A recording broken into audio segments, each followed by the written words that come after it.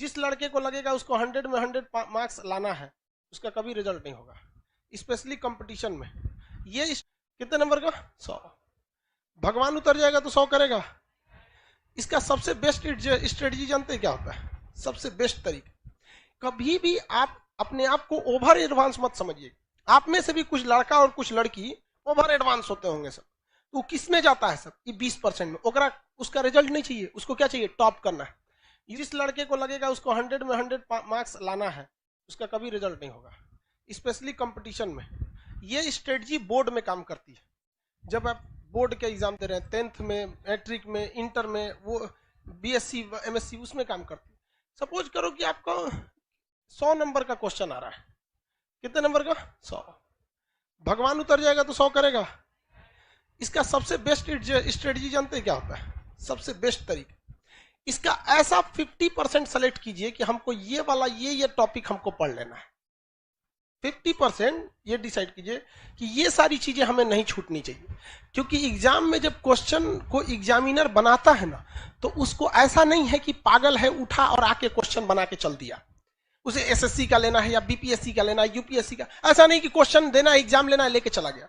उसके लिए भी कुछ रूल एंड रेगुलेशन होते हैं, उसके ऊपर भी कुछ होता है। जैसे स्टूडेंट्स के लिए एक सिलेबस होता है एग्जाम देने का, वैसे ही एग्जामिनर के ऊपर एक सिलेबस होता है क्वेश्चन सेट करने का पैटर्न, जिसमें वो 50% एवरेज क्वेश्चन सेट करता है, जिसके लिए बहुत खास मेहनत की जरूरत नहीं है, केवल सिंसियरिटी की जरूरत है। इसके बाद का जो 30% क्वेश्चन होता है, ये टफ होता है, और ये 20% उन्हीं को दिया जाता है जो बहुत होशियार समझते हैं अपने आप को, ताकि उन्हें बर्बाद कर दिया जाए। ये 20% क्वेश्चन किसी कीमत पे आपसे नहीं हो सकता है। देखो बहू, ये 20% कब हो सकता है? बोर्ड के एग्जाम में। बोर्ड के एग्जाम में आप 100 में 100 करो। लेकिन जिसने यहां सोच लिया, आप कभी कभी देखते होंगे कुछ क्वेश्चन को हम बड़ा सीरियसली बताते होंगे, किसी क्वेश्चन को बता के इग्नोर कर देते हैं, अरे हटा यार। जानते हैं किसको? ये 20% वाले। रीजन क्या है कि आपको हर एक सब्जेक्ट देखना है। हम ये 20% भी बढ़ा सकते हैं, लेकिन फिर दिक्कत क्या होगा? फिर आपसे रीजनिंग गया काम से, आपसे इंग्लिश गया काम से, मैथ गया काम से, सब चीज चौपट होने लगे। तो आपको क्या बनना है? जर्नलिस्ट बन रहा है, स्पेशलिस्ट नहीं बनना है। हमारे लिए क्या जाता है? हम तो पूरा लिखवा देंगे, पूरा ले एक को राजवंश तो कुछ नहीं छोड़ेंगे। लेकिन फिर भी हम क्या करते हैं? कोशिश यही करते हैं कि कम से कम ये वाला तो ससुरा किसी कीमत पे ना छूटे, ये वाला नहीं छूटे। रिजल्ट यही दिलाता है। जिनका कमांड इस पर हो गया, उनका रिजल्ट हो जाएगा। इसको कभी नहीं देखना है। इवन मैथ में देखिएगा क्या होता है। हम तो मैथ के टीचर नहीं हैं जो हम आपको मैथ के बारे में समझाएं, लेकिन लड़का को कभी कभी देखते हैं। एक लड़का यहीं के लाइब्रेरी में कभी कभी चले जाते हैं हम भी, एक बार रात में देखे लड़का सीजीएल की तैयारी कर रहा था, कैट का मैथ बना रहा है। मतलब क्या कर लोगे यार? 20% वाले में जाओगे, इसमें जाओगे ना, 100 में 100 लाओगे यहाँ पे, बाकी इंग्लिश चौपट होगा। फिर टीयर 1 में रीजनिंग और जीएस चौपट हो जाएगा, रीजनिंग चौपट हो जाएगा। तो कभी भी आप अपने आप को ओवर एडवांस मत समझिए। आप में से भी कुछ लड़का और कुछ लड़की ओवर एडवांस होते होंगे सब, तो किस में जाता है सब? ये 20% में। ओकरा उसका रिजल्ट नहीं चाहिए, उसको क्या चाहिए? टॉप करना है। यूपीएससी में एक लड़की थी, श्वेता सिंह करके, ऐसे वो पीटी एग्जाम के कट ऑफ से केवल 1 नंबर ज्यादा पाई थी। अब उसका टीना डाबी भी थी, कई लड़कियां थे सर, टीना डाबी भी थी, तो कट ऑफ से केवल कितना नंबर पाई थी? 1 नंबर, और टॉप में चल गए सब।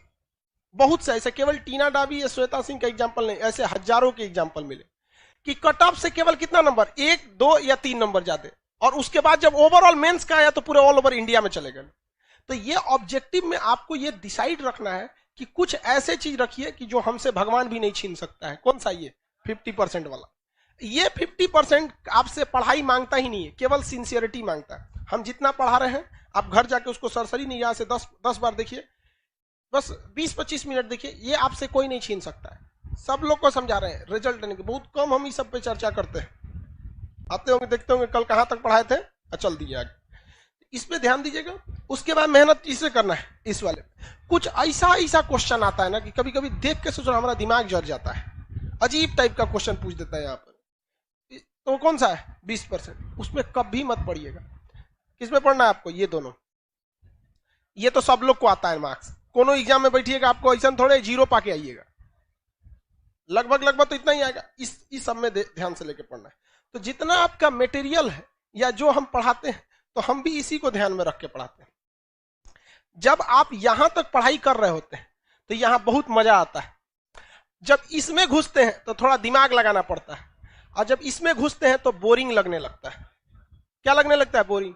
तो ससुरा ये हमारा फेलो करा रहा है, पढ़ाई को बोरिंग भी बना रहा है। तो हमको भी गम ने मारा, तुमको भी गम ने मारा, इस गम को मारे डालो। समझ में आ गया कि नहीं है? इसको बर्बाद कर दो, इसको छोड़ना नहीं है।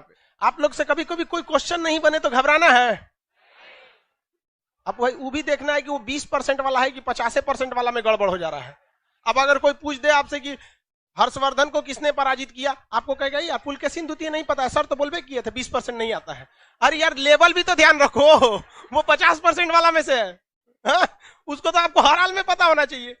तो ये नहीं कि नहीं आ रहा है तो सबको 20% वाले में डाल दे, उसका एक लेवल होता है। अब वो आप भली भांति समझ जाएंगे, पता ही नहीं चलेगा तो कौन चीज है। यहाँ कुछ अजीब टाइप का पूछ देता है यहाँ पे, ऐसे लोग को नहीं ध्यान देना। जैसे पूछेगा हर्षवर्धन के समय आसाम का राजा कौन था, नहीं का मतलब बनता है। अगर आप इस क्वेश्चन को बनाते हैं तो जेन्युइन बात है कि अगर पूछ दिया कि हर्षवर्धन के समय आसाम का राजा कौन था, तो इसकी भी संभावना है वो पूछेगा उस समय म्यांमार का राजा कौन था, या फिर दक्षिण भारत का राजा कौन था, पंजाब का कौन था, पाकिस्तान में कौन था, चीन में किसका शासन था। तो अगर ऐसे क्वेश्चन को पकड़ेंगे तो फिर लपेट लीजिए पूरा अच्छा से। तो आपको ध्यान ये नहीं रखना है कि पढ़ना कितना है, डिसाइड ये करिए पढ़ना क्या है, बस इसमें ध्यान।